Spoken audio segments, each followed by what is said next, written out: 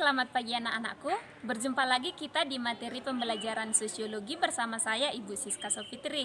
Nah, minggu lalu kita sudah masuk pada masalah ketimpangan sosial. Nah, hari ini kita masuk pada upaya mengatasi ketimpangan sosial. Nah, seperti apa upaya yang dilakukan? Nah, silakan tonton video pembelajaran kita untuk hari ini. Jangan lupa kerjakan tugas. Oke, sekian pertemuan kita untuk hari ini. Jangan lupa tonton videonya dan kerjakan tugasnya. Dan modul pembelajaran silakan dicatat di buku masing-masing. Oke, tetap semangat dan salam SFD. Oke, baik anak-anakku, hari ini kita masuk pada materi pembelajaran kita. Minggu lalu kita sudah masuk pada masalah ketimpangan sosial. Nah, untuk hari ini kita masuk pada upaya mengatasi ketimpangan sosial. Nah, seperti apa upaya untuk mengatasi ketimpangan sosial itu? Yang pertama mari kita bahas, yaitu tentukan dulu masalah yang akan dicari solusinya. Seperti yang sudah terjadi dalam lingkungan kita kan banyak masalah yang terjadi, baik itu bidang pendidikan ataupun bidang ekonomi. Dan yang kedua, identifikasi faktor penyebab masalah yang timbul. Yang ketiga, cari beberapa alternatif solusi. Dan yang keempat itu, pilih yang paling penting yang harus diselesaikan terlebih dahulu. Kemudian lanjutkan untuk mencari solusi. Nah, seperti itulah upaya untuk mengatasi ketimpangan sosial. Nah, selain itu juga untuk upaya mengatasi ketimpangan sosial itu kita juga harus ataupun orang aparat pemerintah ataupun anggota masyarakat harus menyiapkan dan melatih diri masing-masing. Nah, seperti apa itu? Yang pertama itu mematuhi ataupun menjauhi larangan, atau bisa jadi itu kita harus mematuhi perintah yang ada. Nah, kemudian belajar dan membiasakan diri untuk mencintai sesama manusia. Dan yang ketiga, menanamkan kesadaran dan rasa cinta kepada tanah air dan bangsa dan negara. Nah, beberapa juga hal-hal yang kita harus patuhi baik di lingkungan masyarakat itu haruslah kita patuhi. Itulah merupakan dasar tindakan yang dapat mempersempit jurang pemisahan antara kelompok. Nah, dalam arti bahwa antara orang yang miskin dan orang kaya, supaya tidak ada ketimpangan sosial. Nah, kemudian kita masuk pada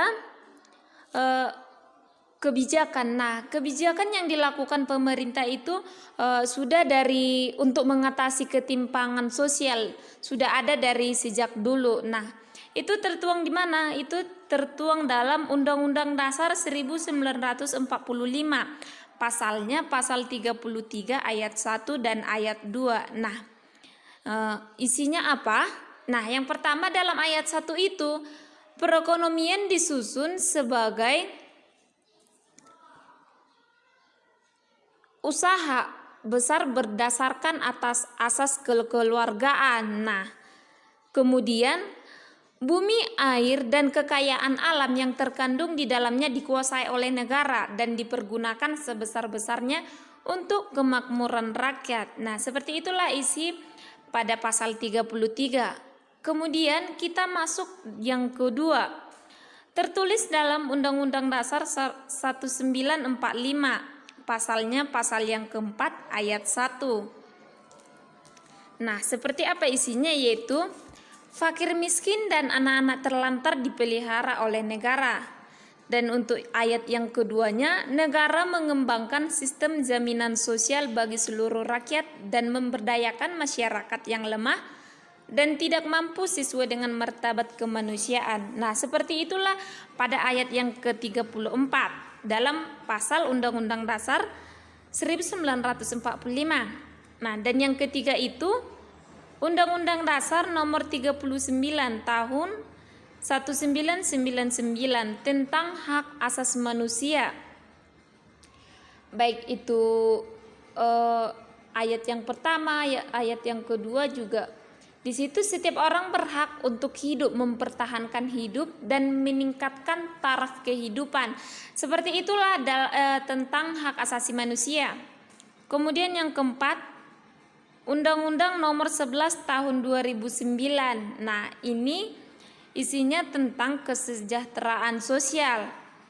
Sesuai dengan pasal 3, tujuan yang harus dicapai adalah meningkatkan taraf kesejahteraan, kualitas dan kelangsungan hidup. Kemudian, memulihkan fungsi sosial dalam rangka mencapai kemandirian dan juga adanya peningkatan kualitas manajemen penyelenggaraan kesejahteraan sosial. Nah, seperti itulah upaya yang dilakukan ataupun kebijakan yang dilakukan oleh pemerintah. Kemudian di sini ada Bank Dunia. Nah, seperti apa itu?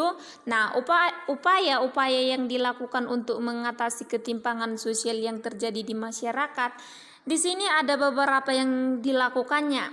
Nah, yang pertama itu adalah investasi pada jaringan pengaman untuk melindungi warga rentan.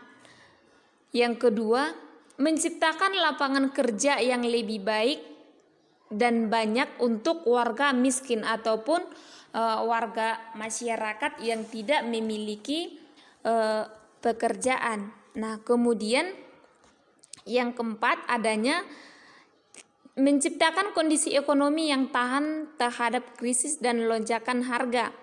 Kemudian adanya tingkatan akses terhadap makanan, akses kesehatan, dan pendidikan untuk warga miskin. Nah, banyak hal yang bisa kita contohkan seperti orang-orang yang hidup di pinggir jalan, mereka kurang kepedulian ataupun kurang kasih sayang sehingga mereka bisa jadi terlantar. Nah, untuk mencari makanan juga mereka harus melakukan pekerjaan itu seperti pemulung, baru mencari botot. Nah, seperti itulah tingkatan akses ini. Nah, kemudian adanya pungutan pajak dengan benar dan pastikan bahwa belanja pemerintah lebih berpihak pada orang miskin. Nah, dalam pemungutan pajak yang benar dan orang miskin ini merupakan salah satu upaya yang dilakukan menurut Bank Dunia untuk dapat mengatasi ketimpangan sosial.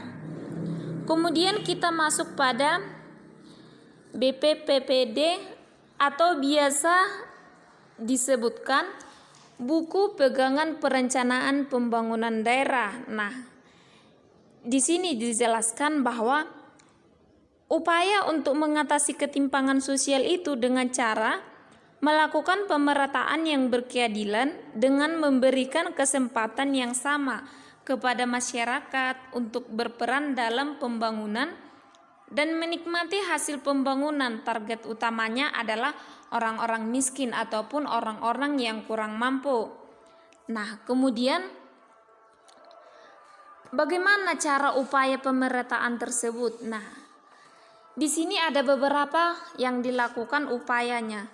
Yang pertama itu adalah pemberdayaan melalui peningkatan partisipasi dan perluasan manfaat. Nah, untuk menciptakan pembangunan yang lebih maju, merata, mandiri, dan juga yang adil, beberapa program ataupun yang dibutuhkan adalah partisipasi masyarakat. Nah, ketika partisipasi masyarakat bisa menerima bangunan ataupun program-program lain yang diberikan pemerintah ataupun pemberdayaan lain, maka terciptalah pemberdayaan atau peningkatan partisipasi bagi masyarakat tersebut. Nah, keberhasilan program itu biasanya didasarkan pada menurunnya angka kemiskinan. Tapi bukan itu saja, itu bisa juga dipengaruhi oleh masyarakat partisipasinya yang aktif dan juga dalam program yang berlangsung, baik itu secara tidak langsung diterima oleh masyarakat. Nah, yang kedua itu peningkatan akses dan kualitas pendidikan dan kesehatan. Nah,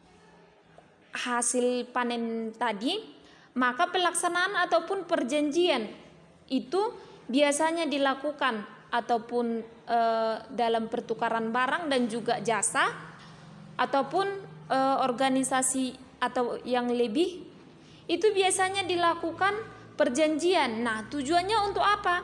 Untuk mencapai kesejahteraan kedua belah pihak tanpa adanya yang merugikan antara penjual dan juga pembeli. Seperti itulah untuk masyarakat petani contohnya. Nah, maka hal ini peran pemerintah adalah mengarahkan masyarakat untuk berpartisipasi dalam penguatan posisi komunitas lokal tadi. Oke, sekian pertemuan kita untuk hari ini. Jika ada yang perlu ditanyakan, silahkan hubungi Ibu. Dan jangan lupa kerjakan tugasnya masing-masing, dikumpul dengan tepat waktu. Kemudian rapikan buku catatan masing-masing. Jangan lupa minggu depan akan kita lanjut kembali. Silakan baca bukunya dan kerjakan tugasnya. Oke, sekian pertemuan kita hari ini.